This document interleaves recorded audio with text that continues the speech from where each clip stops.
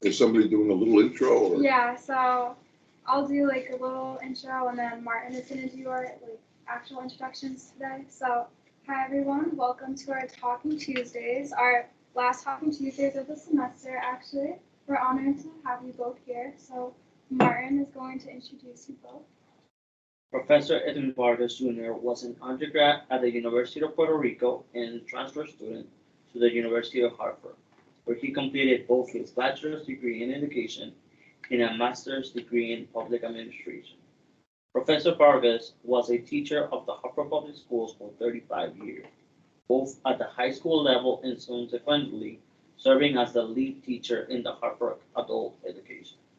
Beyond his career as an educator, Professor Vargas has served in numerous leadership capacities in labor, political, community, nonprofit, and civil rights organizations at the local, state, and national levels.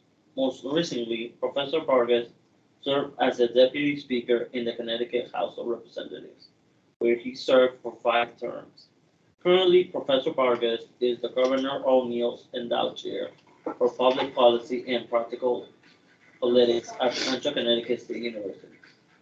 Professor Edwin Vargas is married to fellow educator Silvia Vargas. He's an amateur guitarist and performs regularly at the senior centers. Thank you very much, Martin. So you'll introduce Sylvia a little later, No. or you introduce her now. Okay, go ahead. Ms. Silvia Vargas is a lifelong educator and activist.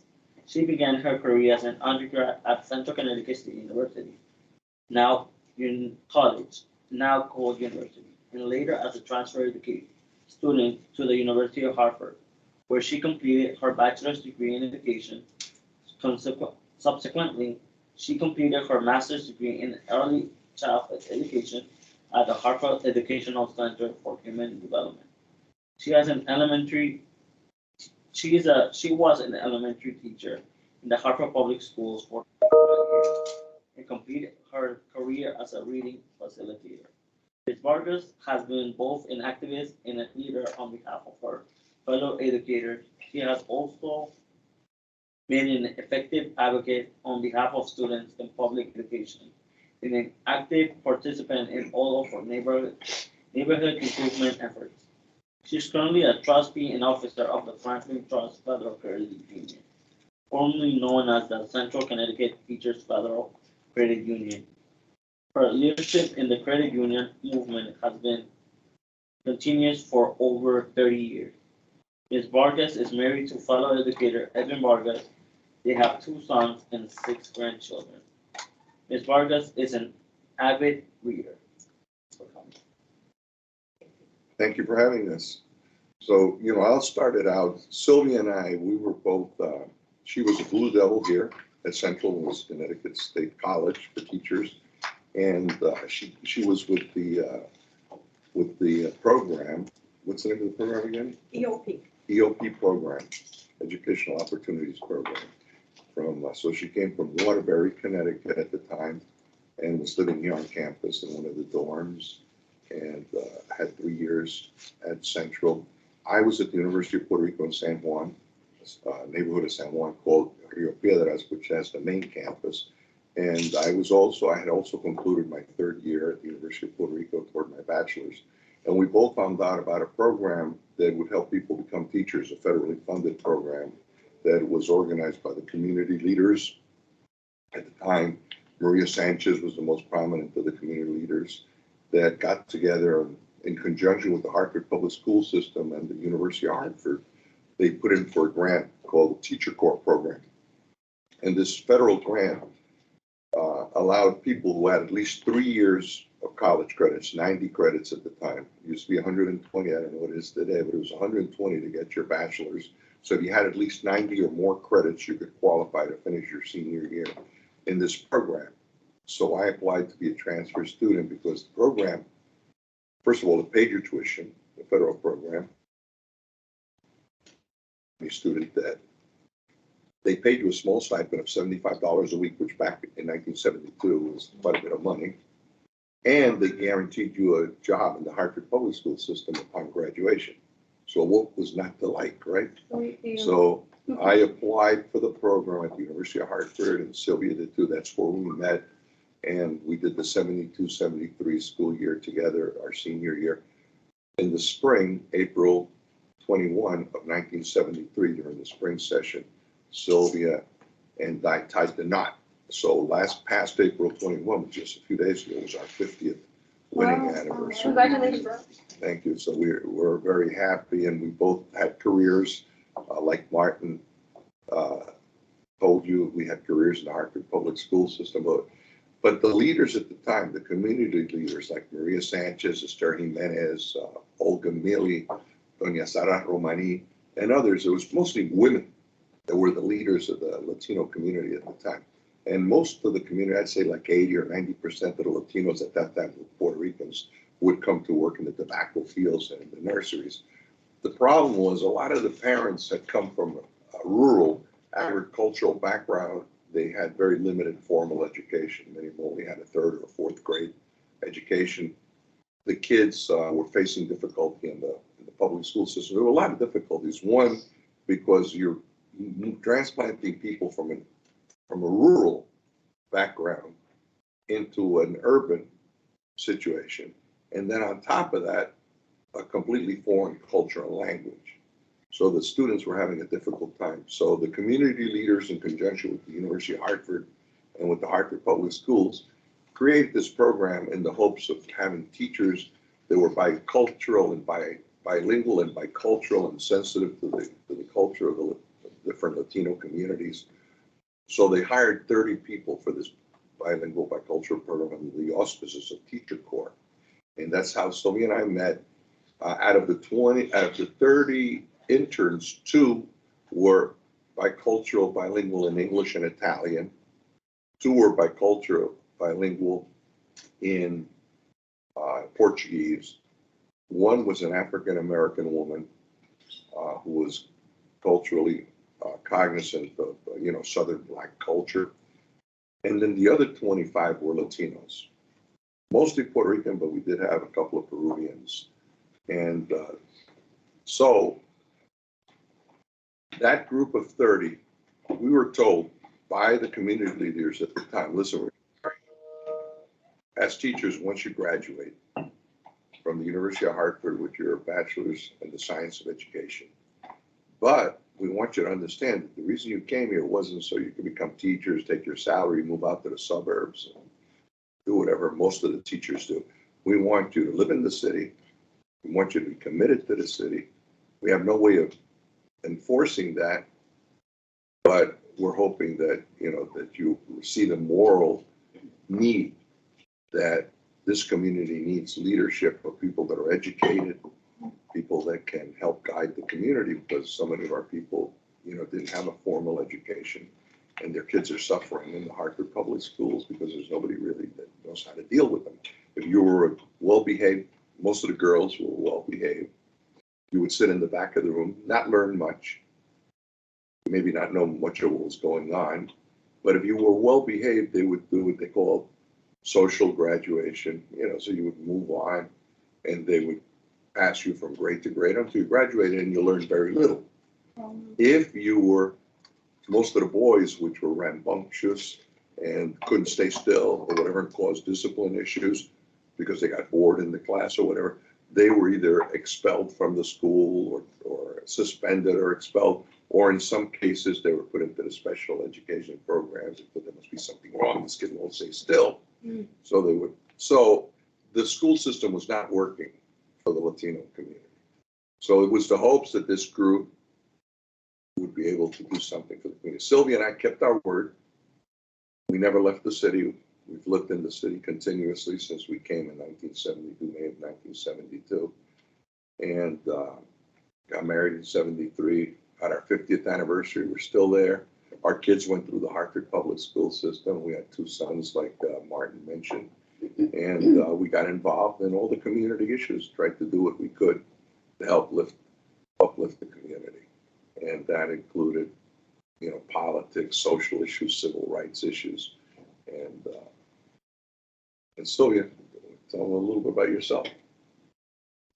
I'm here And I am surprised, I am amazed that in 1969, if you had told me, hey, Sylvia, 50 years from now, you'll be coming back and hanging out on campus, I would have laughed. But it's funny how you try to put everything together. And now Edwin is involved in civic engagement and trying to bring young people into civic engagement. And I thought, that is so important. And that is what I wanted to share with you. How did that become important? And I'll try to make it relevant by bringing it to Central. In 1969, I started college. I started here at Central in the EOP program. How many of you are familiar with EOP and what it does? Okay, good. And and this was the first time this program was being done. The purpose of the program was to provide an opportunity for those people who on paper did not look good, but you could, they knew there was potential there. Why didn't it look good on paper? Well, it could be like in my case, English is my second language. And of course, poverty always comes into play.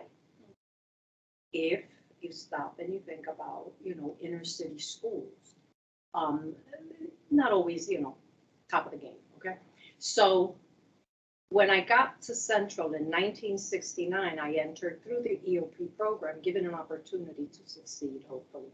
First, there was remediation. There was math remediation and reading remediation. I didn't know I needed those things. But I think my grandson, who is a student here now, said it best. He said, I had no idea the deficits I had until he took calculus and realized I don't have the background for this. Getting a C is not acceptable, especially if you're looking for a career. So he had to take calculus a second time, just so that, proved to himself that, okay, I got the background now. I gave myself that background. And so and that was true in my case over 50 years ago, and obviously is still the case today.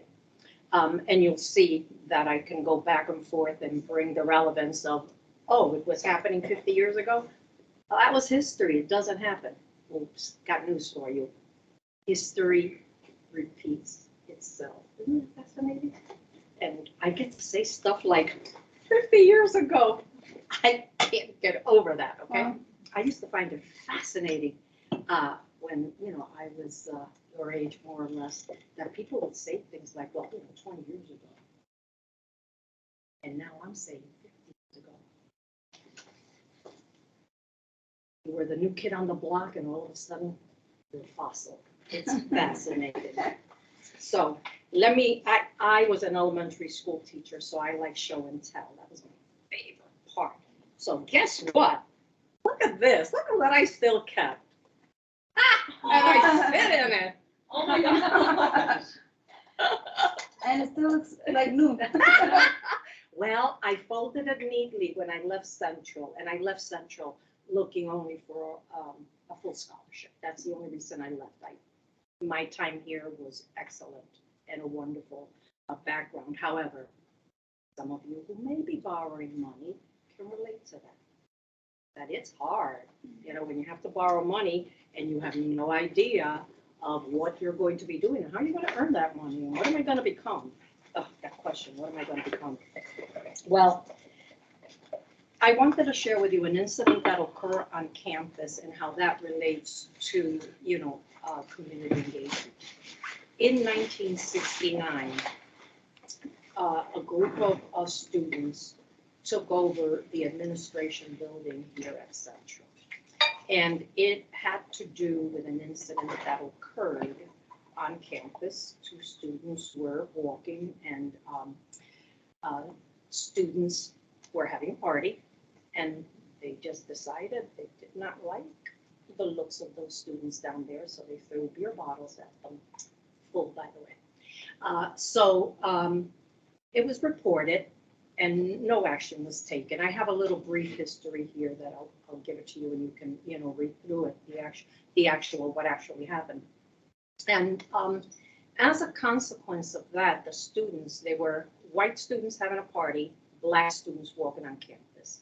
And in 1969, it just was not that common. You know, you did stand out on campus if you were black or Latino. You know, it just, I tried to think that I blended in, but as I went back to my old documents, I realized, oh gosh, maybe I didn't, you know, maybe I didn't, you know. And that fitting in is so important because it speaks to your confidence of who you are and what you're going to be doing. And at a time when you're thinking about, you know, who am I? I think that's the biggest question you ask when you're freshman yourself. And how am I gonna, and where am I going and how am I gonna get there? Those are big questions. And so the students did indeed take over the administration building, and I have the original document, if you can believe it. But sometimes, even though I am not a history, I was not a history major, sometimes you just know that what is going on. You know, you're not sure how you fit in or what you're doing there, but you know it's important. And you know that it's pivotal and somehow this is going to change. Maybe not my life, but maybe somebody else's life. So I just want to share with you the original document that was handed out. If you can just pass it along that way. And pass it along that way. This is October 21st, 1969, when Black and they called Spanish students, back in the day, that was the name, that how we were identified. And there is a list of demands that came about after they took over the administration building. Of course, you're wondering, well, why take over the administration building? Because when you're not heard, when your presence is insignificant, you use whatever means are available to protect yourself. And just to kind of give you a little background, I was trying to figure out, well, how do we do what we did? At that year, I had just become state queen of the Puerto Rican Day Parade. And so I have a document here, just even this document I find fascinating, the envelope, 6 cents for me. And the way it was written and folded, it was typed so that the address would be on the outside. I found that fascinating. I forgot that there was a skill to folding a letter. Yeah. No, we learned in typing class. Yes, there was. It's upside down. It's upside down. See, and you learn things like that, not to hold things upside down. And this was from the Fairfield County Courier. And basically it says, dear Ms. Carrasquillo, enclose a copy of the Courier. This is what it was attached to the newspaper. For September 25th, which contains an article based on our telephone talk. You certainly impressed me with your thoughtfulness and articulateness, and I would bet that you have a wonderful future ahead of you. How fortunate for the state to have someone of your caliber as a future leader. Future leader. Best wishes for your reign as queen and your college studies. Wow. So you have people telling you, I'm a leader. I'm 19 years old. I'm a leader. And they see me as the future. This is, and I share this with you because just to give you a sense of, you know, where are you coming from at that time and what are your influence? How do you act? Then I had a letter, this one, as a result of that letter, from the president of Central, Don James at the time, and it's dated September 30th. And here he congratulates me on being chosen queen of the Puerto Rican Festival, which was held in Hartford last Sunday. I have been pleased to see all the publicity that you have received in the greater Hartford papers. Certainly, we at Central are very proud that you were one chosen for this honor. Heartiest congratulations. So, you know, being congratulated, basically I'm being Puerto Rican. Well, like, whoa, that's not bad. And so you have a sense of pride, a sense of a mission. I mean, people are looking at you and telling you that you're the future, and you're like, are you kidding me? You're young enough to remember 19 more than I can, so you know exactly what I'm saying. And And then to really top off what was going on and in terms of my mindset and, perhaps other people's mindset at the time, because I'm sure I'm not the only 19-year-old experiencing these things. I get this letter dated September 16, 1969, and this, I love this title. Your Majesty, Miss Puerto Rico, Miss Silvia Carrasquillo. And I thought, wow. And my name does have 12 letters, so it's quite impressive. And it says, please allow us to congratulate you in becoming the highest elected voluntary official of the Puerto Rican people in Connecticut. The best candidate was the winner, and that gives us pride and contentment. It is with much pride and therefore that the Puerto Rican Cultural Committee for 1969 Puerto Rican Cultural Exhibition, invites you to be our guest of honor. The private showing of the exhibits will precede a ceremony. We will assemble in Hartford City Hall, 550 Main Street, 7 p.m. October 10. Look forward to seeing you. And this was signed by Florencio Morales, Chairman of Hartford Committee. And this man was very important because he said words to me later on that I still carry. He said, if the Puerto Rican people had known that the pilgrims were coming, we would have been there to greet them. But we were in Florida at the time and we didn't know it. And I thought, oh yeah, I forgot. We were here before the pilgrims, Puerto Ricans, weren't we? We were a part of this. And yet, in 1969, I did not feel that. I did not feel welcome at all. A lot of us didn't feel welcome, as evidenced by what happened to those young men walking on campus. And so we have this situation where I am full of pride. I was just told that I was elected. I was the highest. Can you imagine a 19-year-old? The highest elected, which translates to we had no elected officials in the state. No elected officials. But stop and think. We've been here 500 years before. And yet we still did not have an elected official. So with this kind of thoughts and feeling empowered, and all of a sudden, an ugly incident like this occurs where it is made clear to us that we are not welcome on campus. That whatever this, highest elect meant nothing. It meant absolutely nothing to some people. And so imagine the thoughts of those young men who left their homes with the community, so very proud of them and everything that they had accomplished. We made it to college. It's huge, huge for us. And then to go from thinking that, we're just here, we're just going to be a part of the campus and, be a part of the life and prepare to be future leaders. And to have an ugly incident like this occur. What do you do and how do you go on from there? I got involved because I was president of the Latino organization on campus at the time. We had just started the organization. And so I was not part of the takeover of the administration building. Those were the guys. However, they did make a list of demands, as you can see.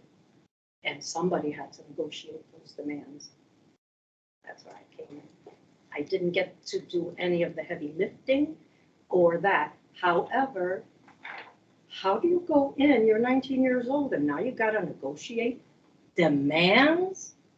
Well, it really helped to have had these letters, to know that other people thought highly and that other people expected me to. They expected me to go negotiate. Well, my brothers and sisters, arm wrestle. Those are the only negotiating skills I have. But that community support, that community engagement, that's what gave me the skills. That's what gave me the backbone to sit there and meet week after week with the administration, not alone, of course, it was a committee, but for myself, where do you get the strength and where, to go toe to toe with the dean, toe to toe. And if you notice, the demands were written, and they talked only about Black students, and they wanted, Black weekends. And I had to turn that around and say, no, Latinos are here also. The Puerto Ricans are here. We're a part of this, and we need to have equal representation, and we want equal footing. We need to be at the table. And that was a time in history that now we look at today and gosh, we solved all the problems. That's the good thing about you, you know all the solutions. And then I look at today and I think, you tell me, did we accomplish the mission? You're on campus now. Do things go smoothly? Is there an interaction? Are goals being accomplished together? Sometimes. I'll leave it there and leave it open, Ed, if you want to, where I left loose ends, bring it together. Well, because I know that this is supposed to wrap up by 1, it might be good if we allow for some questions from the students. So I will say this about Silvia. Silvia was the leader of the Latino organization in 1969. She had been elected Queen of the Puerto Rican Day Parade. At that time, Puerto Rican Day Parade was a statewide parade. Now it's more on a municipal level, but back then it used to alternate between towns, and the whole state participated. She had been the Waterbury Queen, and all the queens from the different towns got together. And it was the first year they had judges to decide who the queens was. Prior to that, it was whoever sold the most raffle tickets. This was the first year they were going to try to make it a serious decision of who had potential to be a leader and a role model for the community. And she was elected the statewide queen of '69. Same year, by the way, coincidentally, that Marisol Malaret, the Miss Puerto Rico, became Miss Universe. And so she visited Harvard. Sylvia had a chance to take pictures with her. They had a great time. She just passed away a couple of days ago, tragically, Miss Marisol Malaret. But anyway, as you can see, being the leader of the organization we call SLAC. Sociedad Latina Americana de Central. Sociedad Latinoamericana de Central. I always said SLAC sounds like slackers. I wouldn't pick that term. But that was back then. It was in Spanish, not in English. So, but they were able to negotiate. Originally, they wanted to get 2 houses, a Black and a Puerto Rican house, but they were only able to get offices. But still, it was a beginning. And as we can see with the Latino and Caribbean American Center here that we're in right now, we've come a long way, baby. So, Sylvia has that long history with Central. Let's give her a hand. And so I told you a little bit about myself. Sylvia told you a little bit about herself. There's a hell of a lot more that we could talk about, but why don't we just open it up for questions?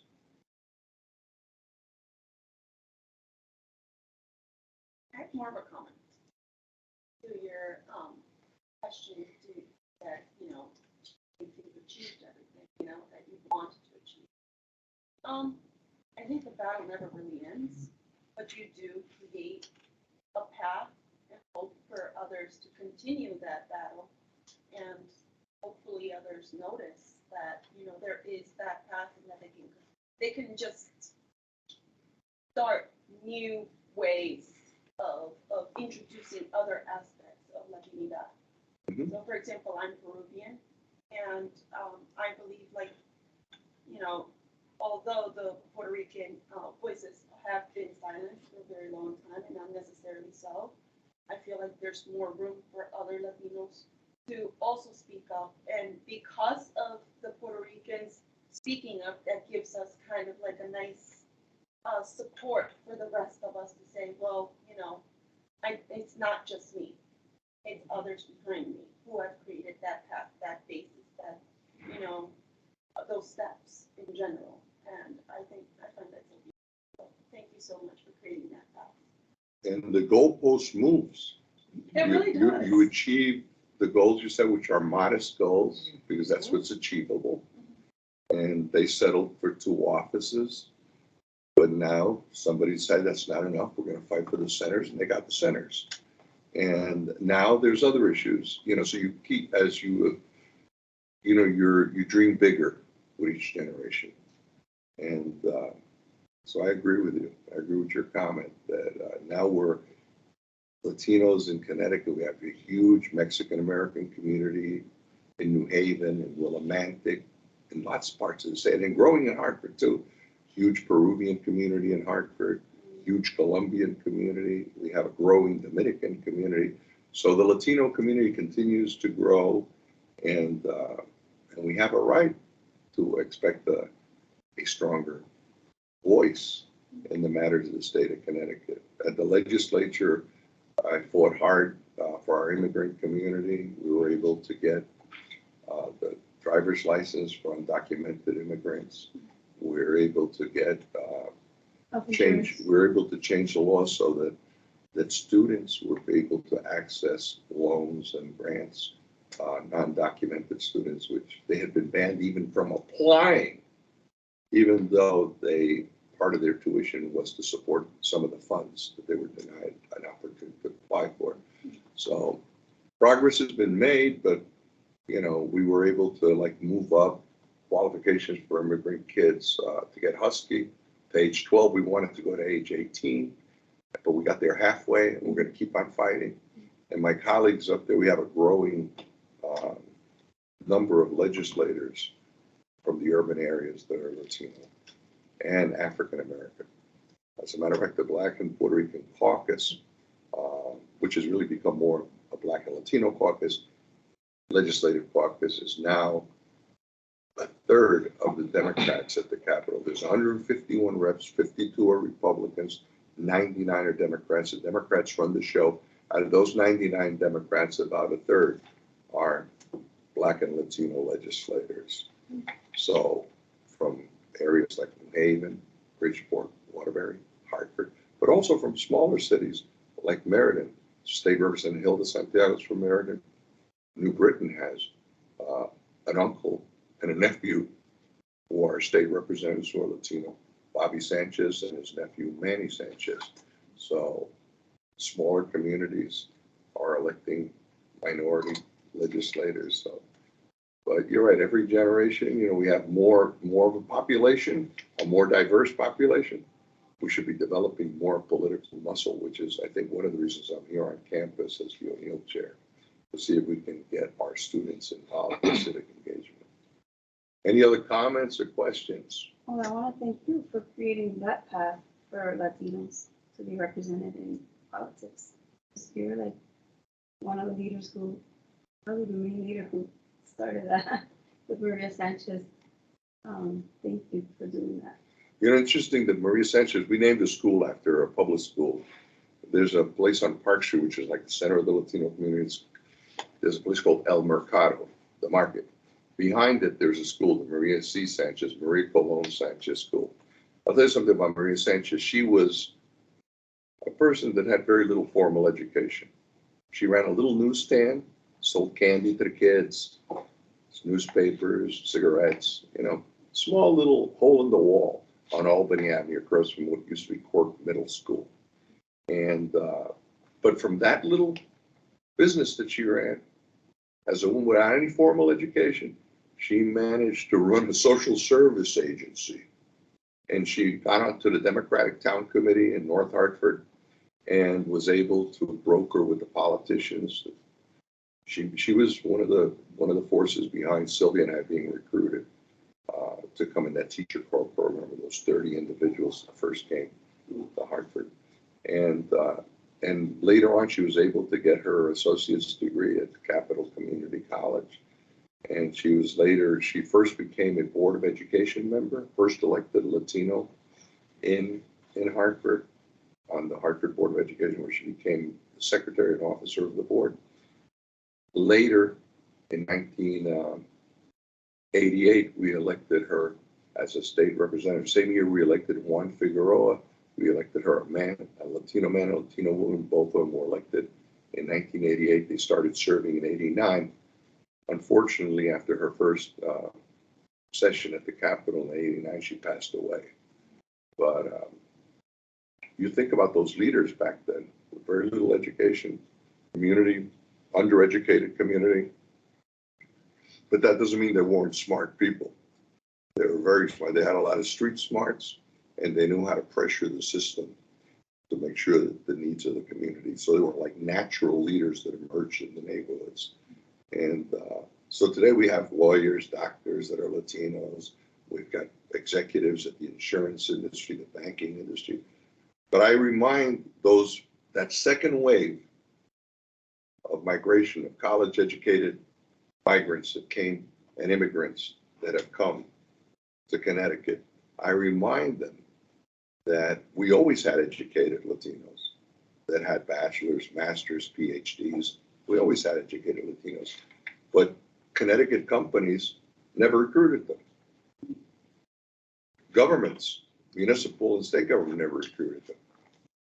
It was that community that came to Big Tobacco that created the basis of a huge community that needed to be served, that was the trigger for the second migration of the college educated, more middle class Latinos that later came in to serve that community. So I remind them, you wouldn't be here if it weren't for those tobacco workers and those people that work in the nurseries, who later they were smart enough to realize, wait a second, I can go to Hartford and get a factory job and only work 8 hours a day instead of 14 hours a day under the sun in a field, bent over, in agricultural work, when I can go and work 40 hours a week, 8 hours a day, and have a union that represents me by working for Royal Typewriter or working for one of the many factories that we had in Hartford at the time.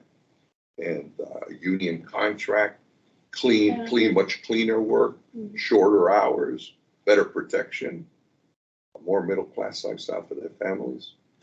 And so that was the real struggle back then. And recently we had the Cesar Chavez Day on campus, and I got to talk to an old timer about that whole struggle about agricultural work. He had worked with Cesar Chavez. Cesar Chavez had come to Hartford to try to organize the tobacco workers.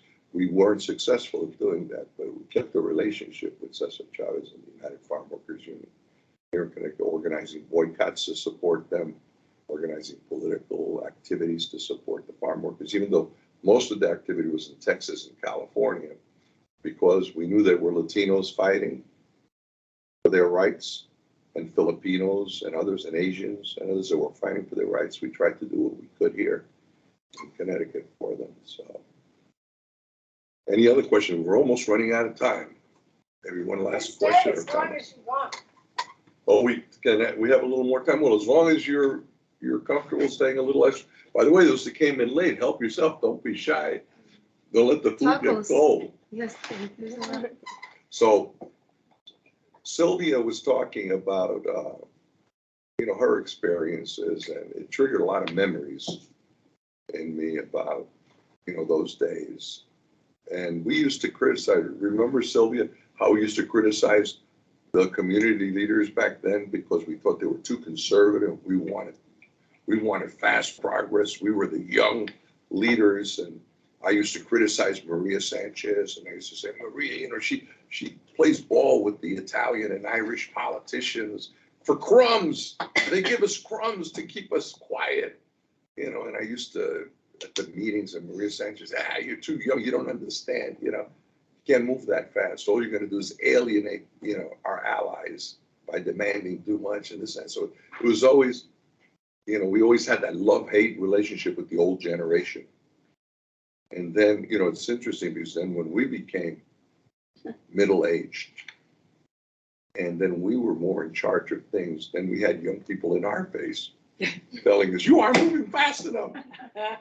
It's funny, isn't it? But that's the way it is. It's a cycle of, and then you realize, like I realized at the Capitol, people would come up to me with these real complicated issues and they'd say, Ed, what do you think we should do? And I said, I wish you had asked me 30 or 40 years ago. I used to have all the answers. Now I'm not sure what we should do, because as you get older, you're more cautious in terms of where you can, come up with ideas that you think are are solutions and you create 20 other problems, right? So you can't rush into things like that. But any other comments? I want to hear from you. Want to go around and introduce yourselves? Sure. So I'm Katie. I'm the graduate assistant here. I did kind of have a question. So is there any advice you would give your younger self or to college students now? You know, my advice to young people is to take advantage of whatever you can study, even if it doesn't seem directly related to what you're interested in. Anything you can learn. The economy is changing very fast. The more versatile your background is, the more things you've done. You know, I was surprised. Silvia dug up all the stuff in the basement that we've done over the years. When I applied for the position to be the O'Neill chair here on campus, because originally, you know, I send my regular resume, which is like a page and a half, to the university. And Dr. Mahoney said to me, "Are you nuts? We like I curriculum." don't think I used that language exactly, did I? Well, you know, I'm taking some editorial liberties here. That's how I heard it. She said, I said, but that's what they read. People usually don't read more than a page and a half. Yeah. And so most resumes, yeah, but here at the university level, we don't even like resumes. We call them curriculum vitae. Like And 20 we want at pages. least, 12, 14 pages Mhm. with details of what people have done. This is the way, so Sylvia and I said, okay, well, let's go down to the basement, look at all the archives there. I call them archives, they're just boxes full of stuff, old newspaper articles. So we started rebuilding what we've done Wow. over the last 50 You can years. write a And we book. were like, it boggled our mind, the things we've done. I coordinated 3 boycotts for Cesar Chavez in Connecticut, one against grapes, one against a lettuce company called Red Coach Lettuce, one against Gallo Wines. And I ran a campaign for the governor of California here in Connecticut, and he wanted to be president of the United States, Jerry Brown, as a favor to Cesar Chavez, because Cesar said Jerry Brown was the only governor, the governor of California, who gave the migrant farm workers their own farm labor agency in the state government where they can go with their complaints. And we owe it to him. And I said, Cesar, I'm thinking of supporting Bill Clinton. He said, no, forget Bill Clinton. You got to support Jerry Brown. He's done a lot for the migrant farm workers. So I said, okay, I'll support Jerry Brown. I went with Jerry Brown all over the state of Connecticut, and everybody thought Bill Clinton was going to win Connecticut. Jerry Brown won Connecticut. And we went into New York with a lot of steam. I was telling Melody about this. Melody, by the way, is going to be my student worker at the O'Neill Center.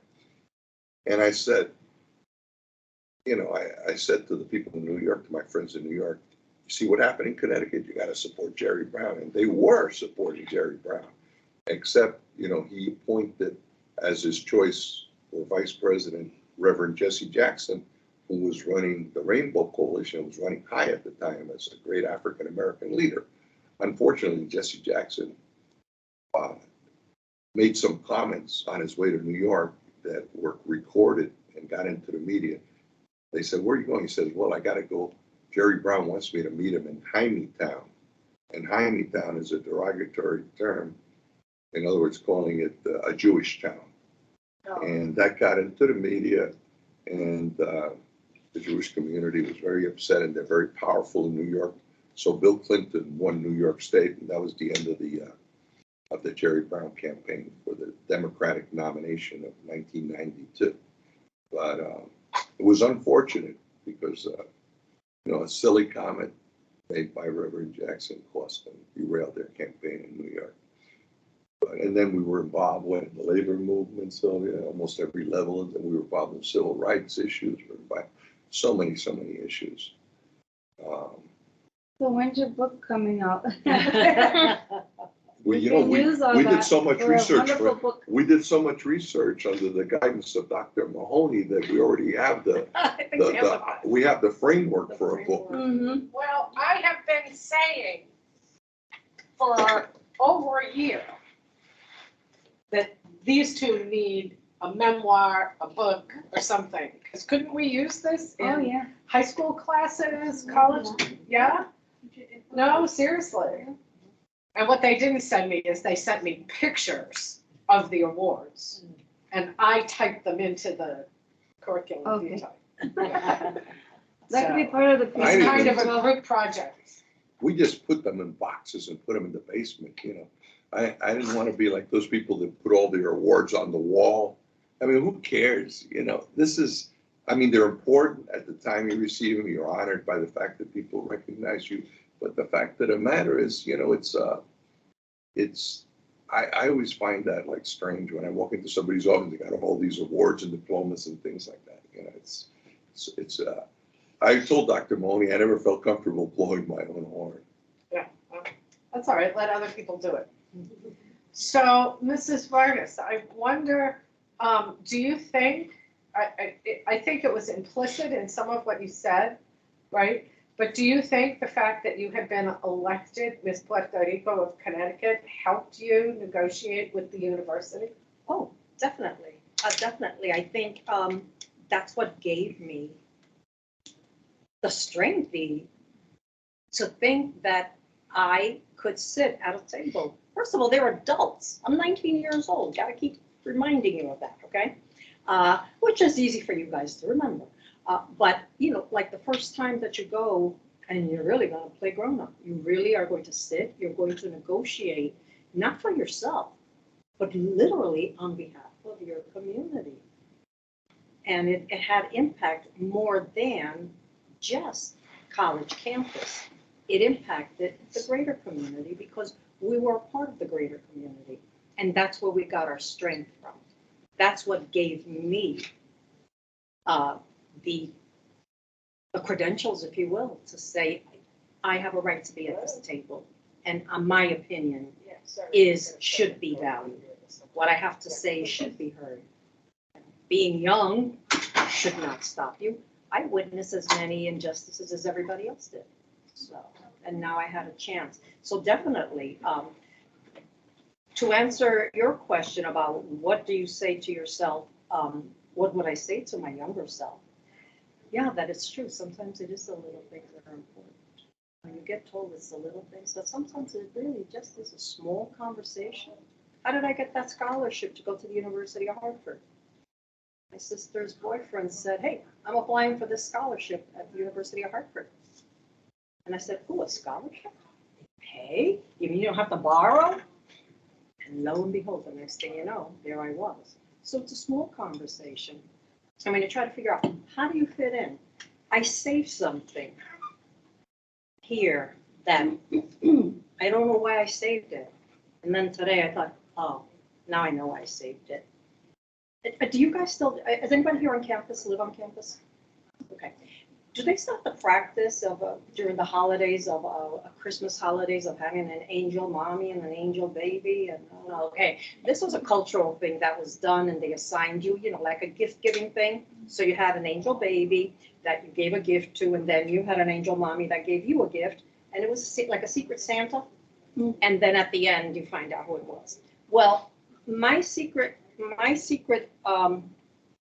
angel mommy wrote me a note. And she says, to my angel Silvia, the Puerto Rican, but that's okay. These are my friends. Wow. Okay. And I kept that. And now I stopped and I thought, oh, yeah, when you're trying to fit in, and yet you get a loving note, by the way, that just points it out. Yeah, it's just, Very backhanded.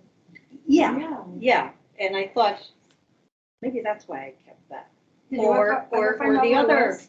the other comment, another. See how I interpret that comment is my good friend Sylvia, the Puerto Rican. In other words, you're my good friend despite the fact you're Puerto Rican. Don't feel too bad about being Puerto Rican. You're still my friend. You know, it's a condescending comment. Yeah. Those are friends. And Stop and even think what the enemy would say. Did you find out who it was or something? Oh, yeah, Oh, it's. yeah, my angel mommy. Yeah. Okay. they would all, everybody would say this at the end. Yeah, they we were. found out who it was, yeah. Did you address it? Yes. She's my dear friend, yes, I thought nothing of it, I thought, oh, wow, they're aware and it's okay. They haven't lynched me or thrown me out of the dorm, which was, But it was a different time, you It gotta just- realize. yes. Although I'll tell you, it's not, in many states of the United States, it's not that different. Texas. We live in a bubble in Connecticut because Connecticut is very different. You know, I was talking to people, a lot of my immigrant friends who come to the Capitol, and they were telling me, you know, the word on the border is go to Connecticut. The word on the border, you know, there's a lot of people trying to find a place to land. And the word on the border is if you want a place where that is welcoming and where you get help and people are not negative on immigrants, it's Connecticut. And as a matter of fact, the previous president, Donald Trump, called California and Connecticut. You know how you have sanctuary cities where the city is welcoming to the immigrants? Trump called California and Connecticut sanctuary states and threatened with removing federal funding for the two states, which was found to be illegal by the courts, so he never was able to do that. But he felt that Connecticut was that state. So because Connecticut is so welcoming, and we have sanctuary cities like Hartford, New Haven, and others that have we think that maybe we have the idea that the whole United States is this way. It's not. The country is not this way. What Sylvia's talking about, you know, it's okay, you're Puerto Rican, but I'll be your friend anyway. That attitude, or you're black, but, you know, I'll tolerate you as a friend. That, I'm sure, exists in many parts of this country, and probably here in Connecticut, too, in some parts of Connecticut, too. So, I mean, I was surprised when we drive. We like to do a lot of driving around Connecticut and see little towns, and sometimes we'll stay in a bread and breakfast in a little town just to get to know more of the state. Connecticut is a very diverse state. It's small, but it's very diverse. We've stayed in some towns, some little rural towns, and all we see is gigantic Trump signs way after the election. The election, what was it, 2020? And they're still up, these gigantic Trump Or signs, Confederate signs. Confederate On my signs. way down to one of Mandy's dance challenges, we saw those Confederate signs. So even I was Down telling, south. Melody, why don't you introduce yourself? Hi, I'm Melody, fourth year history student here, and I am working with Professor Vargas. She's my new student worker, and she's going to help me with all this, trying to get our students involved in civic engagement issues. And she's Peruvian. Well, her parents are Peruvian. She was born here in the United States, but she's kept her culture going. She's a history major. A history major. My aide at the Capitol was Peruvian, Milagros Acosta. And I nominated Milagros to the Peruvian government as the Peruvian Citizen of the Year for the Peruvian diaspora. The diaspora is those Peruvians that are living outside of Peru, which is millions of Peruvians living in Canada, the United States, Europe, Australia, all over the world. And they designate a Peruvian Citizen of the Year of the diaspora. So I put in a nomination.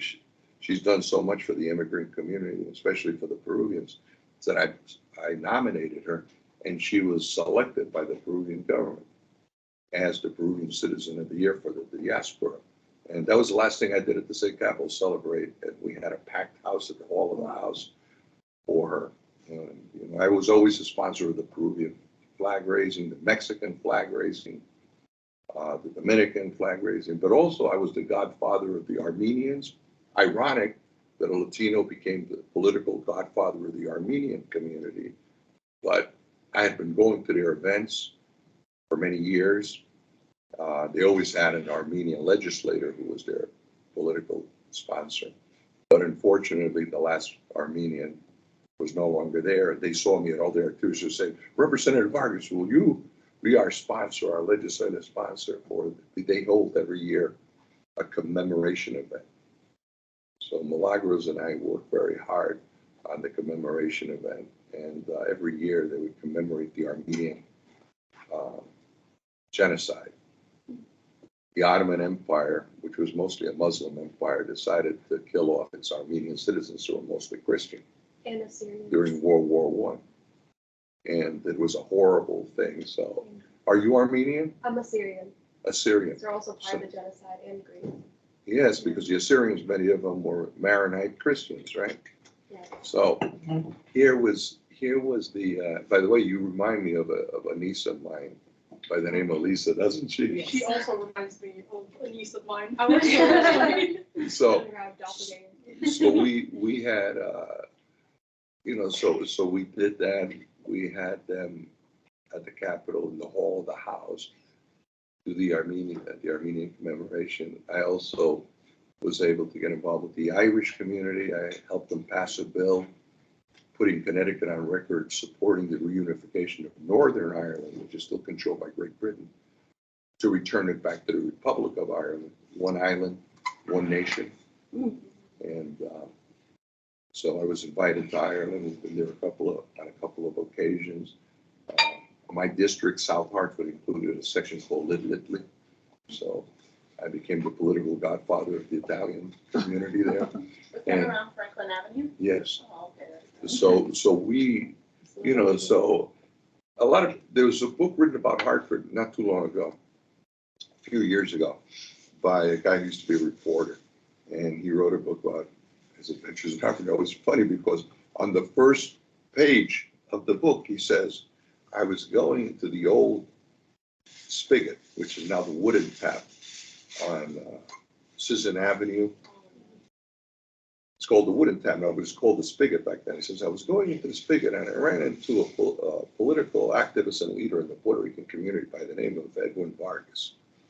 This is a book about Hartford, and I'm reading the first page. And he said, but Vargas was always a strange creature. Most Puerto Rican leaders stayed in their lane, but Vargas was always dealing with people from other communities. And that particular day he was meeting, I forget what group he said I was meeting with. He says that he was kind of an outlier among Puerto Rican leaders when it came to his involvement with other communities. So it was interesting to read that because he's talking about something that probably happened like 40 years ago. Well, he's talking about civic engagement, and we believe in civic engagement. And I think just by listening to some of the things that Edwin has done over the years, because he believes in civic engagement, you show up. You just show up just to find out what's going on. As a consequence, how do you not become involved in when you find out about the Armenian genocide? It's hard to just go, oh, they're going to do it. No, it brings you in. How do you not want to become involved when you find out about the struggle for the Irish and, their times of their troubles? It was outright civil war. They called it troubles. So just being involved, Well, when you say. They're understated. And indeed, but, that was quite. Well, brutal. the thing is, it's justice, right? Mhm. It's justice. Doesn't matter if somebody's rights are violated, your rights are violated. Yes. That's all it is. Whether it's because a person has a handicap, because a person doesn't know a language, because a person. I read one thing. There was a book that used to be given to salespeople, a little paperback. It was written in 1936, and it's given to salespeople. Every sales manager gives little cheap paperback copies of this book to their salespeople. And this 1936 book was written by a man called Dale Carnegie. It was called How to Win Friends and Influence People. And by the way, I recommend it's only about 120 pages and it's an easy read. But I recommend the book. It's probably one of the classics of how to deal with people. And even though it's done for sales, it applies to any aspect of life, really. Politics, family, whatever. It applies to every interpersonal relationship. And this book, How to Win Friends and Influence People by Dale Carnegie, I remember one thing, I read it in high school, and one thing impacted me and is always stuck in my head. In the book, somewhere in the book, he says, remember one thing, that every person you meet is your superior in one way or another. And that really, and it may not be obvious how that person is superior to you. I like to tell people, here's one way half of humanity is superior to me. There's 8 billion people on Earth. How many were given birth to by a woman? 8 billion. How many were given birth to by a man? 0. Right? So right there, in terms of giving life, bringing life, there's half of humanity is superior to me as a male. When you're talking to people, it could be that they know a language you don't know. It could be that they have a better memory than you have. It could be that they're better looking than you are. It could be that they're tall or short or whatever. But if you talk to a person long enough, you'll find out that they're your superior in one way or another. And it could be because of their experiences, military experiences, whatever, their background, their life experiences. But in one way or another, you're going to find out that there's something that they're better at than you are. And I remember talking to people, somebody, I'll talk to somebody who, some homeless person or something. People, my friends would say, don't waste your time with that person, especially during election campaigns. They don't even vote, this, that, the other, just go. But I remember sometimes talking to people that people wouldn't give the time of the day to. And in the middle of the conversation, the person would say something, some offhand remark that would catch my attention. It could be they might be talking to me, and then all of a sudden they might say something. Well, Mr. Vargas, when I was taking photographs for Life magazine, all of a sudden I said, "You took photographs for Life magazine?" Yeah.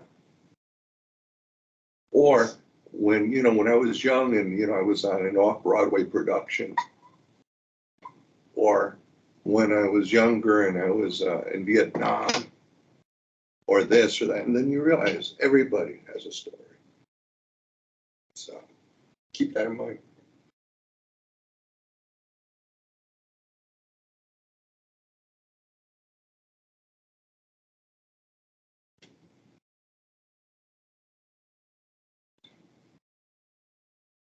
Sorry, that left me a little stumped, like, think about it. Yeah, we have to think about it because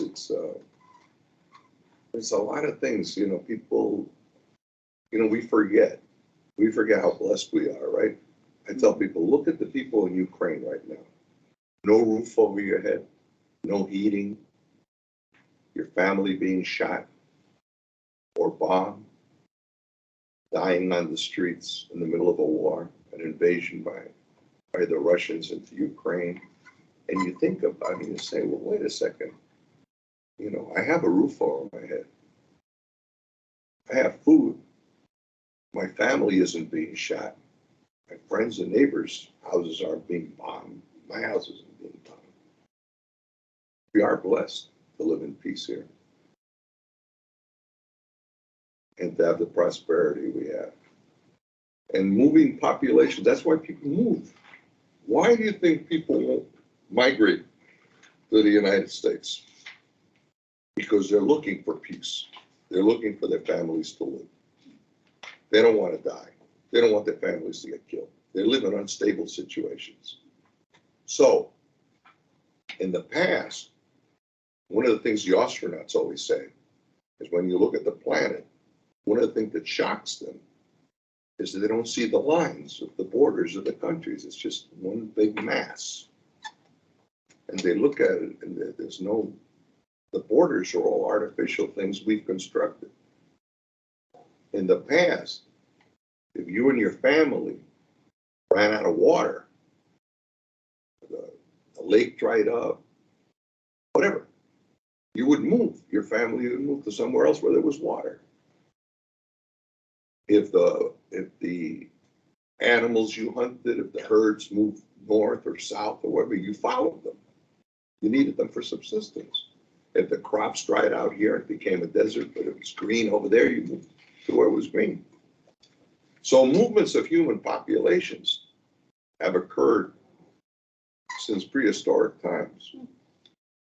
It's only today that you can't move. That governments have set up these barriers. And I remind people, especially when it comes to Latin American people, I remind people, Latin American people carry in their genes indigenous blood. Mexicans carry Aztec blood, Puerto Ricans carry Taino blood, Peruvians carry indigenous blood from the Incas and from the Aymaras and other groups. So we all carry those genes in us as Latinos, right? And we were here before all these European settlements came. So whose land really was it first, right? And Silvia reminded me, yes, Columbus discovered the islands. He called them the West Indian Islands because he thought they belonged to India. But he never discovered the North American continent. The 48 contiguous states on the North American continent that we call the United States of America today, the first person to discover the continent of North America was an expedition from Puerto Rico, led by the former governor of Puerto Rico, Juan Ponce de Leon, that discovered Florida. And when he saw it, it was so flowery, he called it Tierra Florida. And that se quedó Florida, which later became Florida. And the oldest city in what is today the United States of America was in St. Augustine, Florida. And it was a Spanish settlement. And Sylvia's right, the Pilgrims came in much later. There was already a Dutch settlement. The question is, who wrote the history? The Dutch actually came before the English. That's why New York City was called New Amsterdam.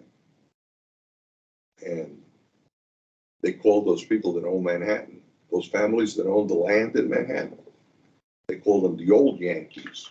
And if you look at the streets like Stuyvesant and all that, those names, Van Arsdale, Van Dis, Van that, those streets in Manhattan are named after Dutch families that owned New Amsterdam.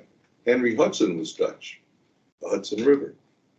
And actually, according to what I've read in history, they bought that from the Manhattan Indians. They bought the island of Manhattan from the Manhattan Indians for $27 worth of trinkets.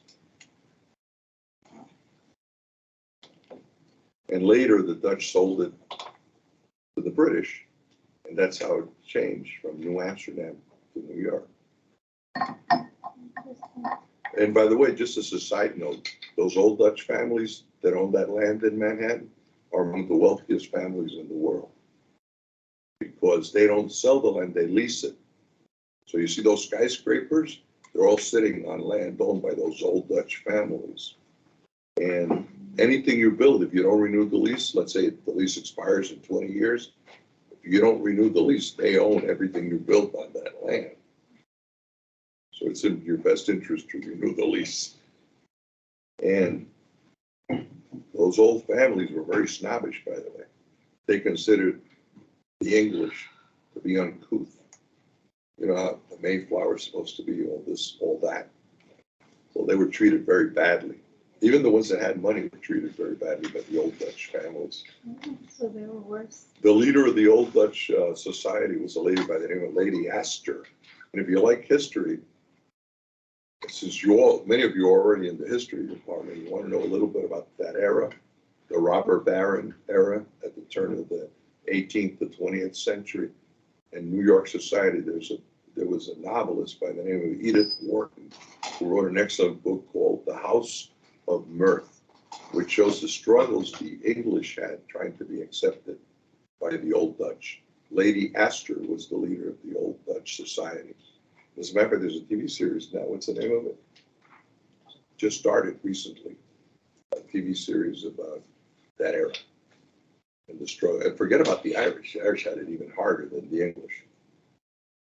So, but it shows, you know. You know why they call it the paddy wagon?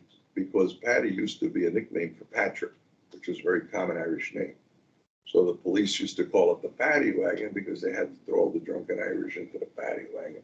So when you look at it, at poverty, like Silvia was saying earlier, when you look at poverty, whatever group happens to be stuck in poverty, people start thinking that that group is synonymous with all the problems of poverty. And it's not the case, because those groups change. Those ethnic groups that are caught up in those ghettos change. It could be one day, it can be Irish, next day it can be Italian. And then people associate poverty with them and crime and drugs and this and that with that group that happens to be there at that particular point. Then if it's blacks or Jews or Latinos who occupy that niche, people start associating the worst of the worst with that ethnic group that happens to be caught in poverty. And to give you an example of why it's not racial, look at West Virginia and Kentucky, at Appalachia. The people that live in those mountains are the most discriminated people by society, by the urban society, looks down on them. And a lot of those people descend from the Mayflower. And they're what? They're white Anglo-Saxon Protestants, which are supposed to be considered the elite of the country, but because they're caught in that cycle of poverty, they're discriminated against. Anyway, thank you for your time and attention. Thank you. Thank you. This is great. Thank you. Well, you guys don't have to leave, I do. Oh, thank you. Here, everybody. Everybody sign, we'll keep it And as a some of your memento. audience has to sign. I'll be back around 3:15, yeah? So don't forget the Connecticut Public folks are coming at 3:30. Let's get the table cleaned up and just, yeah, get ready for when they come. Anyway, thank you. And thank you for inviting us. We had a great time. So can we have a copy